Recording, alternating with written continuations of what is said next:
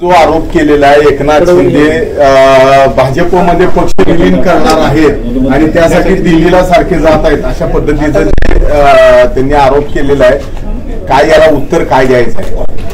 मला संजय राऊतांना रात्रीचे दिव्य स्वप्न पडत असतात, त्यांना असं स्वप्न पडत असतं केंद्रामध्ये राहुल गांधी पंतप्रधान झालेत, नंतर त्यांना स्वप्न पडत असतं की बाजूला सगळ्यांना काढून मुख्यमंत्री म्हणून संजय राऊतांची नियुक्ती झाली, नंतर त्यांना स्वप्न पडत असतं की मुंबई महापालिकेवर त्यांचा पक्षाचा महापौर बसणार। ही स्वप्न त्यांना रात्रीतून पडत असतात आणि जशी स्वप्न पडतात त्यानुसार ते सकाळी बोलत असतात। पण महाराष्ट्र शिवसेना प्रमुख आदरणीय बाळासाहेबांचे विचार सर्वसामान्य जनतेपर्यंत पोहोचवण्याचं पवित्र काम एकनाथ शिंदे साहेब करतायत आणि एकनाथ शिंदे साहेबांचं जे हिंदुत्व आहे ते हिंदुत्व भाजपशी मिळतं जुळतं असल्या कारणाने भारतीय जनता पक्षाबरोबर आमची युती आहे। आम्ही कुठल्याही काँग्रेस राष्ट्रवादी बरोबर युती किंवा आघाडी केलेली नाही, त्यामुळे त्या विषयावर त्यांना बोलण्याचा नैतिक अधिकार नाहीये आणि जर त्यांना तसं काही बोलायचं असेल तर भविष्यामध्ये त्यांनी जी त्यांच्या काँग्रेस आणि राष्ट्रवादी बरोबर हात मिळवणी केली आहे किंवा आघाडी केली आहे ती आघाडी त्यांनी तोडावी आणि नंतर आमच्याशी चर्चा करावी। ते म्हणतात कोकणामध्ये शिवसेनेची मतं भाजपला मिळणार नाहीत, लोकसभेला 3 मतदारसंघामध्ये नारायण राणेंच्या बाबतीत असं झालेलं आहे,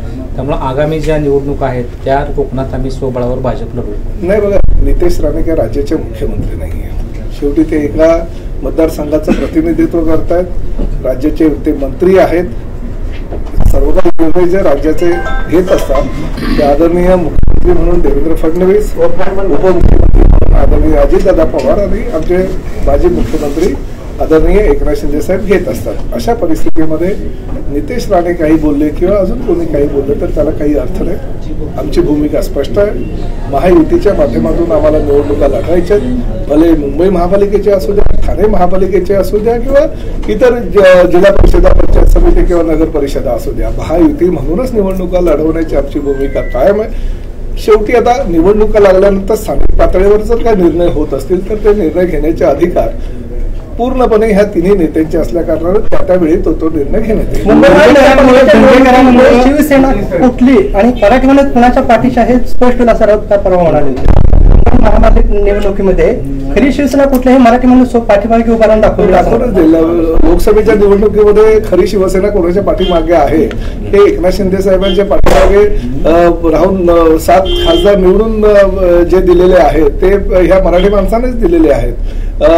परत 40 आमदार आमच्याकडे आहे अशी वल्गना तुम्ही करत होता, त्याच एकनाथ शिंदे साहेबांच्या नेतृत्वाखाली आम्ही विधानसभा लढलो आणि विधानसभेमध्ये तब्बल 60 आमदार आमचे निवडून आले। त्यामुळे मराठी माणूस कोणाच्या पाठीमागे आहे हे महाराष्ट्रातल्या जनतेने दाखवून दिलं। अहो, तुम्ही एवढ्या 80 जागा लढता आणि 19 जागा तुमच्या निवडून येतात आणि आम्ही अवघ्या 80 जागा लढतो आणि आमच्या त्या ठिकाणी 60 जागा जर निवडून येत असतील तर खरी शिवसेना कोणाची आहे हे महाराष्ट्रातल्या मराठी माणसानं काय महाराष्ट्रातल्या तमाम नागरिकांनी दाखवून दिलेलं आहे। दंगेकरांना वारंवार शिंदे साहेबांनी सांगून सुद्धा युतीमध्ये मिठाचा खडा टाकण्याचं काम त्यांच्याकडून सुरू आहे, काय ऐकत नाही? आता थोड्या वेळा ज्या पद्धतीनं पुण्याचं राजकारण चाललेलं आहे तसं बघायला गेलं तर आदरणीय मुख्य नेते एकनाथ शिंदे साहेबांनी सूचना दिलेल्या आहेत, फक्त दंगेकर नाही तर महाराष्ट्रातील इतर जे काही नेते आहेत किंवा कार्यकर्ते आहेत किंवा पदाधिकारी आहेत त्यांना स्पष्टपणे सूचना दिलेल्या आहे की महायुती भक्कम राहील यासाठी सर्वसामान्य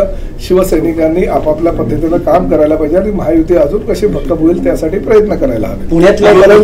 परंतु जर अशा पद्धतीनं जर तुम्ही मिठाचा खडा टाकायचा प्रयत्न करत असेल तर एकनाथ शिंदे साहेब सक्षम आहे, त्यावर भविष्यामध्ये पण जी काही कारवाई करायची ती कारवाई होईलच। परंतु आमचे मंत्री उदय सामंत यांनी सुद्धा एक भूमिका स्पष्ट केलेली आहे की प्रत्येक एका हाताने टाळी वाजत नसते, त्यामुळे जर पुण्यामध्ये एक न्याय दिला तर तोच न्याय ठाण्यामध्ये सुद्धा द्यायला हवा। सोलापूरचे कल्याण शेट्टी आहे ते म्हणतात की आम्ही सोलापूरच्या सगळ्या निवडणुका स्वबळावर भाजप। माझं म्हणणं तेच आहे की महायुतीमध्ये शेवटी निर्णय घेण्याचे अधिकार हे मुख्यमंत्री आणि दोन्ही उपमुख्यमंत्र्यांना असले तरी स्थानिक पातळीवर आता कुणी किती काही वल्गना केल्या तरी शेवटी अंतिम निर्णय हा राज्य हे तिघे नेते एकत्र बसून घेतील आणि तो निर्णय आम्हाला सगळ्यांना बंधनकारक आहे। पुण्यामध्ये आलेल्या एका कार्यक्रमात एकनाथ शिंदेंनी दंगेकरांचं कौतुक केलं हे म्हणजे निवडणुकीच्या आधी हे इंटरनल पॉलिटिक्स पुढे आलंय का सगळं? कारण नाही, मला तसं काही वाटत नाही, पण धंगेकर एक शिवसेना पक्षाचा आक्रमक चेहरा आहे आणि त्यांनी महापालिकेमध्ये 3 वेळा प्रतिनिधित्व केले, 1 वेळा त्यांनी विधानसभेमध्ये प्रतिनिधित्व केलेलं आहे. त्यामुळे सर्वसामान्य कार्यकर्ता म्हणून त्यांची पुणेकर ओळखतात त्यांना, आणि महापालिकेमध्ये आणि विधानसभेमध्ये प्रतिनिधित्व केलेलं असल्या कारणाने ते खाचखळगे सुद्धा त्यांना माहिती आहेत.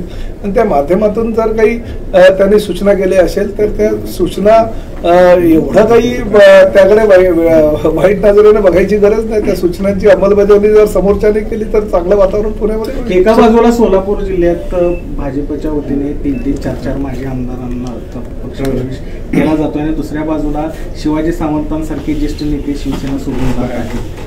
नाही, शिवाजी सावंतांनी अजून काही शिवसेना सोडलेली नाहीये. शिवाजी सावंतांशी माझं स्वतः बोलणं झालं, आम्ही त्यांच्याशी बोलू, चर्चा करू, काही मार्ग काढू. आणि तुमचं म्हणणं जे आहे की कुणी अजूनपर्यंत कुणाकडे गेलेलं नाही. भविष्यामध्ये कोण कधी कुणाकडे जाईल हे काही सांगता येत नाही. आता जिल्हा परिषदा, पंचायत समित्यांना 1 महिन्याचा अवधी आहे. या 1 महिन्याच्या कालावधीमध्ये सोलापूर जिल्ह्याचं राजकारण वेगळ्या पद्धतीने होईल, धाराशिव जिल्ह्याचं राजकारण सुद्धा वेगळ्या पद्धतीने होईल.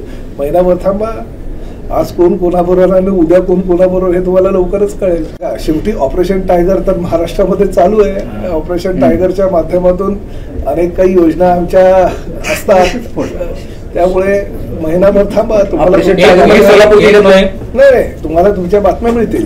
1 नोव्हेंबरला मोर्चा काढतायत, सत्याचा पोस्टर मतदार यादीमधले जो गोळ झाले त्याबद्दल उद्धव ठाकरे. बघा, जे मोर्चा काढतायत त्यांना मोर्चा काढण्याचा नैतिक अधिकार नाही.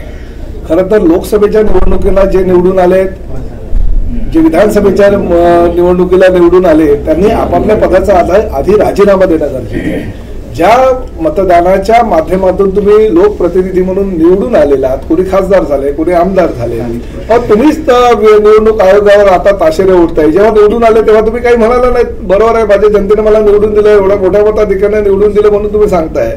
आणि आता मात्र राजकारण करायची वेळ आली, निवडणुका जवळ आल्यात म्हणून काहीतरी राजकारण करून राज्यातलं राजकारण वेगळ्या दिशेने नेण्याचा प्रयत्न जर तुम्ही करत असाल तर योग्य नाही. तुम्ही मोर्चा काढा, मोर्चा काढायचा नैतिक अधिकार या राज्यातल्या किंवा हे देशातल्या प्रत्येक नागरिकाला आहे. परंतु मोर्चा काढत असताना थोडीशी नीतिमत्ता तुम्ही पाळली पाहिजे. आधी तुमच्या नगरसेवक पदाचे, तुमच्या विधानसभा सदस्यत्वाचे आणि तुमच्या लोकसभा सदस्यत्वाचे राजीनामा द्या आणि मोर्चामध्ये सामील व्हा, असं मला सांगण्यात आलं. 2 ठाकरे एकत्र येत आहेत, कितपत मुंबई ठाणे आनंदाची. मला असं वाटतं 2 ठाकरे नाही, कित्येक ठाकरे एकत्र यायलाच हवे. फक्त दोघांनी येऊन चालणार नाही. ठाकरे परिवार हा मोठा आहे, जसा पवार परिवार राज्यामध्ये सर्व परिचित आहे सर्वांना, त्याच पद्धतीने ठाकरे परिवार सुद्धा ठाकरेंपासून सगळ्यांना परिचित आहे राज्यातल्या जनतेला आणि प्रामुख्याने मुंबईतल्या जनतेला. आणि परिवाराला एकत्र येणे काळाची गरज आहे. शेवटी कुटुंब फुटलं किंवा कुटुंबाची विभक्त कुटुंब जर झालं तर दुःख हे मराठी माणसाला असतं. तरी ठाकरे परिवार जर आता एकत्र येत असेल, निश्चितपणे चांगली गोष्ट आहे. निदान 20 वर्षानंतर त्यांना कोणाची ताकद किती आहे हे जर आज कळलं असेल तर आमच्या दृष्टीने फार महत्वाचं आहे.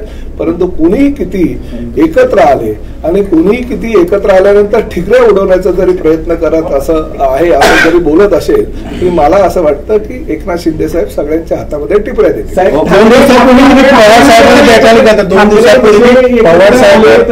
पवारांनी एकत्र यावं का? आपण आता म्हणला यायलाच हवं ना. मी बोलतो ना, कुटुंब हे एकत्र यायलाच हवं. ठाकरे पवार असू द्या, कुटुंब असू द्या किंवा पवार कुटुंब असू द्या, प्रत्येक कुटुंबाला एकत्र येणं आणि मराठी माणसांना एकत्र येणं ही काळाची गरज आहे आणि आम्ही त्याचं स्वागत करतो. कुटुंब म्हणून